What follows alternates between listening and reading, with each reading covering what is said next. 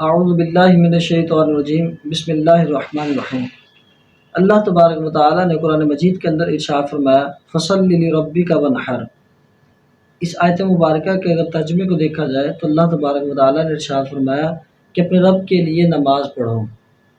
اور قربانی کرو، وانحر۔ اس آیت مبارکہ میں دو چیزوں کی طرف اشارہ کیا گیا۔ بعض مفسرین کے اقوال کے مطابق نماز پڑھنے سے مراد عید کی نماز ہے کہ عید کی نماز پڑھی جائے، دوسرا قربانی کی جائے۔ اس آیت کی اگر ہم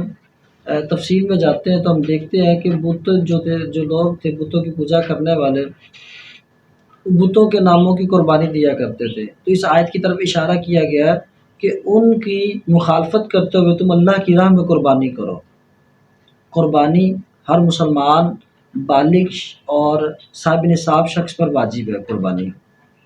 اور دیکھا جاتا ہے کہ قربانی کیونکہ ایک مسلمان کا ایک فریضہ ہے، ایک واجب ہے اس کے اوپر، اور اس کو ادا کرتے وقت کچھ مسلمان کچھ لا علمی میں کچھ کوتاہیاں کر بیٹھتے ہیں، جس کی وجہ سے وہ واجب جیسے فریضوں کو ادا کرنے سے محروم رہ جاتے ہیں۔ اور جب کہ وہ قربانی کے لیے جانور کو خریدتے بھی ہیں، قربانی کرنے کے لیے دل سے قربانی کرنا بھی چاہتے ہیں، لیکن علم نہ ہونے کی وجہ سے وہ کچھ غلطیاں کر بیٹھتے ہیں۔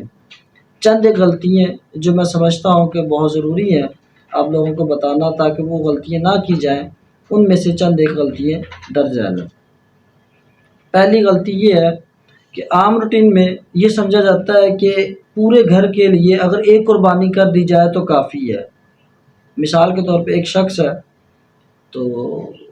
اس کے خاندان، اس کے گھر میں 10 ممبر ہیں اور 10 کے 10 صاحب استطاعت ہیں، صاحب نصاب ہیں، تو وہ یہ سمجھتے ہیں کہ ایک بکرے کی قربانی کرنے سے ان کی طرف سے قربانی ادا ہو جائے گی۔ ایسا نہیں ہے، بلکہ قربانی ہر صاحب نصاب، اگر گھر میں 10 میں سے 6 صاحب نصاب ہیں تو 6 پر ہی قربانی واجب ہے، 6 ہی کو قربانی کرنی ہوگی۔ اگر کوئی شخص کوتاہی میں، لا علمی میں سبھی لوگ مل کر ایک قربانی کریں گے تو کسی کی بھی قربانی نہیں ہوگی۔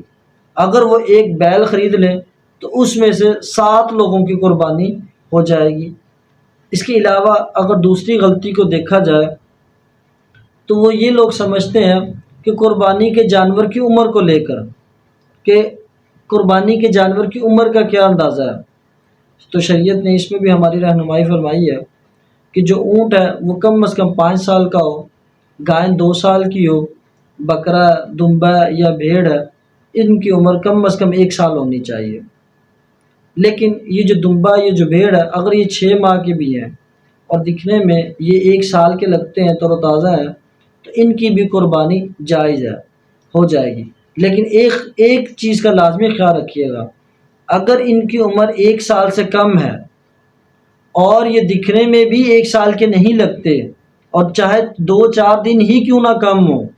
تو ان کی قربانی نہیں لگے گی، 1 سال کا ہونا ضروری ہے۔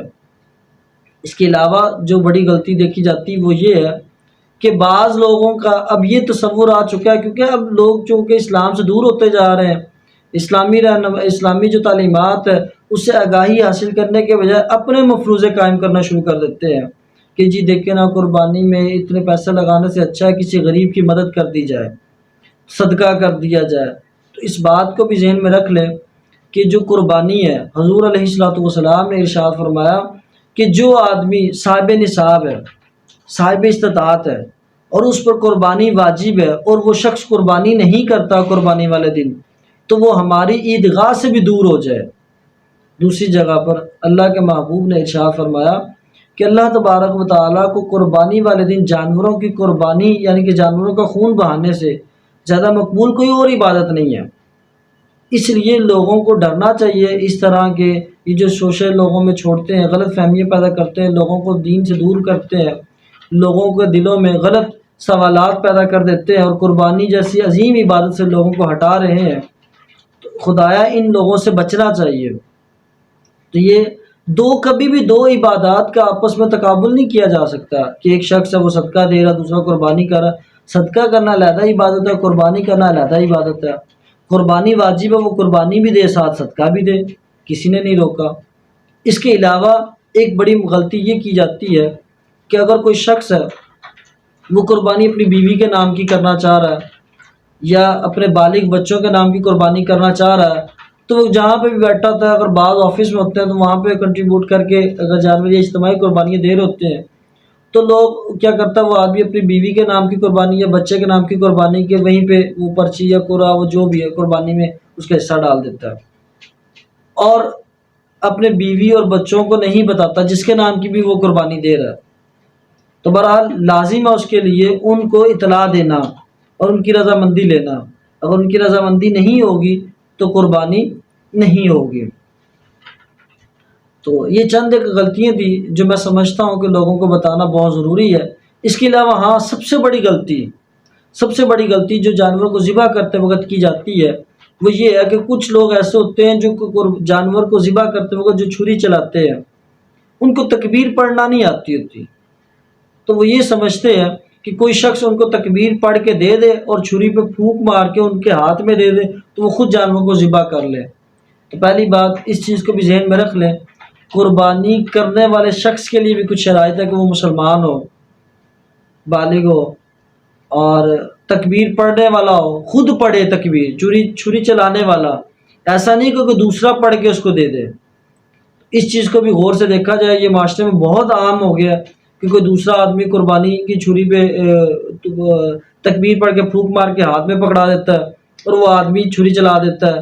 تو ایسی بھی غلطی نہیں کرنی چاہیے، اس سے بھی قربانی نہیں ہوگی، کیونکہ قربانی کرنے والے نے تو تکبیر نہیں نہ پڑھی۔ تو قربانی کرنے والا شخص جو کسائی ہے یا جو آدمی قربانی کر رہا ہے اس کے لیے لازم ہے کہ وہ تکبیر کو پڑھے۔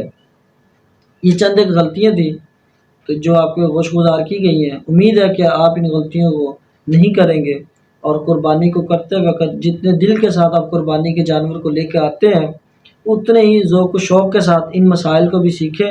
تاکہ آپ کی قربانی اللہ تبارک و تعالیٰ کے ہاں مقبول ہو۔ وآخر دعوانا ان الحمد للہ رب العالمین۔